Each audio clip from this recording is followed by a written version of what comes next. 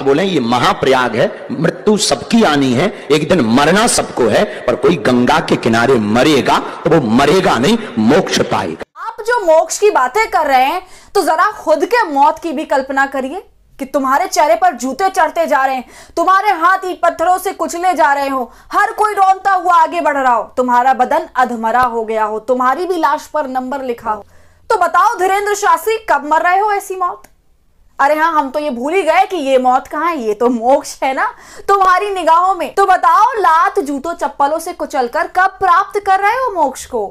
ये पाखंडी बेशरम धीरेंद्र शास्त्री 40 से ज्यादा लोगों के कुचल कर मर जाने को, सैकड़ों लोगों के लापता हो जाने को मोक्ष बता रहे हैं। हम बाबा है ही नहीं, हम तो ढाबा है।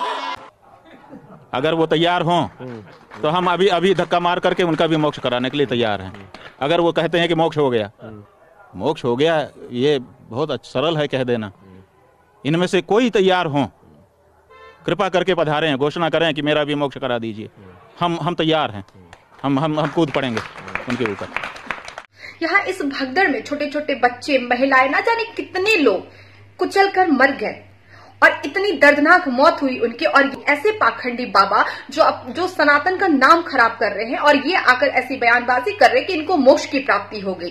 कोई अपने पिता को ढूंढ रहा है, कोई मतलब डेड बॉडी के लिए मर रहा है कि मेरे पिता की डेड बॉडी दे दो, मेरे बच्चे की डेड बॉडी दे दो ताकि हम उनका अंतिम संस्कार कर सके। और यहाँ पर आप भाषण दे रहे हैं मोक्ष की, तो आप क्यों वीआईपी ट्रीटमेंट लेकर वापस आ गए?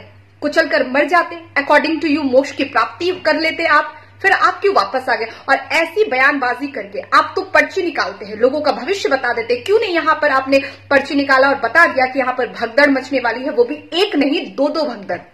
वहां पर आपका ज्ञान कहाँ चला गया? ऐसे ही बाबा है जो सनातन धर्म को बदनाम कर रहे। इस पर देखिए सभी लोगों ने, सभी बाबा संत ने क्या प्रतिक्रिया दी है।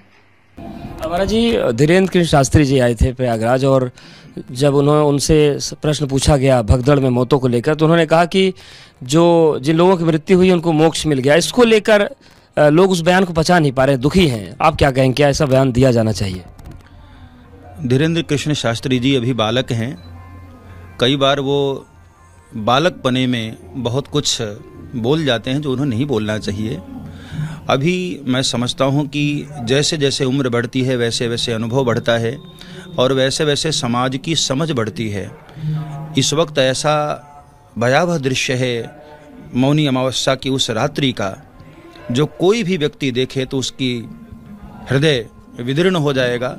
और ऐसे मौके पर इस तरह से बचकानी बयान देना मैं समझता हूँ उनके लिए सही नहीं है। जिस परिवार में घटना घटी है, भले ही उस परिवार में बेड पर कोई पड़ा क्यों ना हो, लेकिन उससे भी एक लगाव होता है, एक ममत्व होती है। परिवार की क्या पीड़ा होती है वो उन्हें नहीं पता है जो इस तरह का बयान दे रहे हैं। उन्हें पता होगा जिन्होंने अपने परिवार के सदस्य को खोया है। मैं उस परिवार के साथ हूँ और धीरेंद्र कृष्ण जी को मैं एक बड़े भाई होने के नाते कहूँगा कि इस तरह से बचकानी बयान नहीं देना चाहिए, बल्कि समाज के साथ खड़े होना। महाराज जी, धीरेंद्र शास्त्री ने जो बयान दिया है, क्या कहना है उस पर? उनका बयान बिल्कुल बचकाना बयान है। ऐसी बयानबाजी उनको नहीं करनी चाहिए, क्योंकि एक प्रतिष्ठित कथा व्यास के रूप में अपनी पहचान बताते हैं।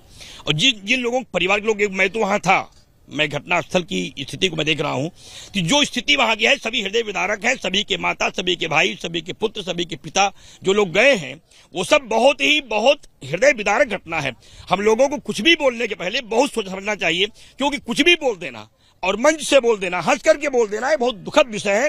किसी को भी अधिकार नहीं, किसी संत महात्मा को नहीं, किसी को भी अधिकार नहीं है किसी के भाई बंधुओं के बारे में इस टिप्पणी करना। मैं निश्चित रूप से इस बयान को कतई स्वीकार नहीं करता हूं। सभी लोगों को सोच समझ के बाद, उससे इस बयान के बाद जिनके परिवार के लोग गए हैं, काफी व्यथित लोग हैं, वो शिकायत कर रहे हैं। इसलिए मैं तो चाहता हूं कि किसी को भी ऐसे बयान देने पर रोक लगाना चाहिए। और मैं तो इस बयान का बिल्कुल समर्थन नहीं करता हूं। तो मां गंगा से प्रार्थना है कि ऐसी कोई भी घटना दोबारा न घटे, न भगदड़ हो, न कुंभ कलंकित हो, न आस्था प्रश्न उठे।